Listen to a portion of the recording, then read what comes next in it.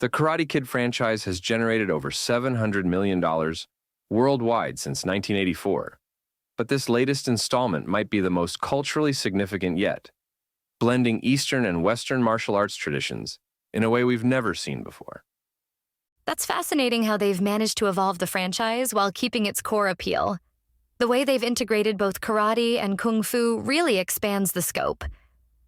Well, what's really interesting is how they've built this cross-cultural bridge through the casting. You've got Jackie Chan, who, at 70 years old, still brings this incredible energy to Mr. Han, alongside Ralph Macchio's Daniel LaRusso. The combination creates this perfect balance of different martial arts philosophies. Speaking of Jackie Chan, his involvement really elevates the whole production. The way he brings his signature style while maintaining the gravitas of the mentor role is pretty remarkable. You know what's particularly compelling about this version? The way they've layered in contemporary themes. Ben Wang's character, Li Fang, isn't just dealing with bullies and tournaments. He's processing the loss of his brother, navigating cultural identity, and trying to honor both his family's traditions and his own path. That's exactly what makes this story feel so relevant today. How do you think they managed to make these heavier themes work within the classic Karate Kid formula? Well, it's all in how they've woven these elements together. Take the relationship between Li and his mother, Dr. Fang. It's this complex dance between respecting traditional values and embracing change. Then, you've got the Romeo and Juliet subplot with Mia Lapani that adds another layer of cultural complexity. Speaking of which, the chemistry between Ben Wang and Sadie Stanley really helps sell that relationship. Their connection feels authentic rather than forced. And let's talk about how they've updated the stakes. The Five Boroughs martial arts competition isn't just about winning a trophy. It's tied to this whole subplot about Mia's father's gambling debts, family honor, and personal redemption. The way they've interconnected these storylines makes even the predictable moments feel fresh. That's precisely why the fight sequences land so effectively. They're carrying all this emotional weight beyond just the physical competition. You know, what's really impressive is how they've managed to honor the legacy while pushing the franchise forward.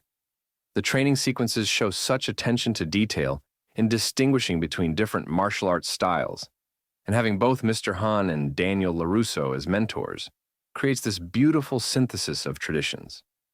Let me point out how well they've balanced the action with character development. Each fight scene reveals something new about these characters. Exactly. And Aramis Knight's portrayal of Connor adds this genuine sense of threat that elevates the stakes. He's not just a one-dimensional villain. There's a real menace there that makes Li's journey more compelling. Well, that's what makes these kinds of stories timeless, isn't it? When the conflict feels real and the character growth feels earned. Speaking of timeless elements, the way they've handled the cultural aspects deserves special mention. Instead of falling into stereotypes, they've created this rich tapestry of traditions that shows how different martial arts philosophies can complement each other. It's like watching a masterclass in cultural integration. That's such an important point about representation and authenticity in modern storytelling. And here's what really makes this version stand out. It understands that while the basic structure of an underdog story might be familiar, it's the specific details and emotional truth that make it resonate. The way they've incorporated modern elements while maintaining the spirit of the original is really quite remarkable. Well, it sounds like they've found that sweet spot between nostalgia and innovation. Looking toward the future, this could really set a new standard for how legacy franchises evolve. It's not just about recreating what worked before.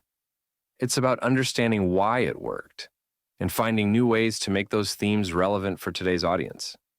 That's exactly the kind of thoughtful approach that keeps these beloved properties alive and meaningful for new generations. And ultimately, that's what makes this movie so special. It reminds us that some stories are universal, but the way we tell them can always grow and change with the times. It's not just about learning to fight. It's about finding your place in an increasingly complex world. Score-wise, we're giving this one a solid 7 out of 10. You've been listening to Movies First. Available at Apple Podcasts, Spotify, iHeartRadio, or your favourite podcast player. You can also stream on demand at Bytes.com. This has been another quality podcast production from Bytes.com.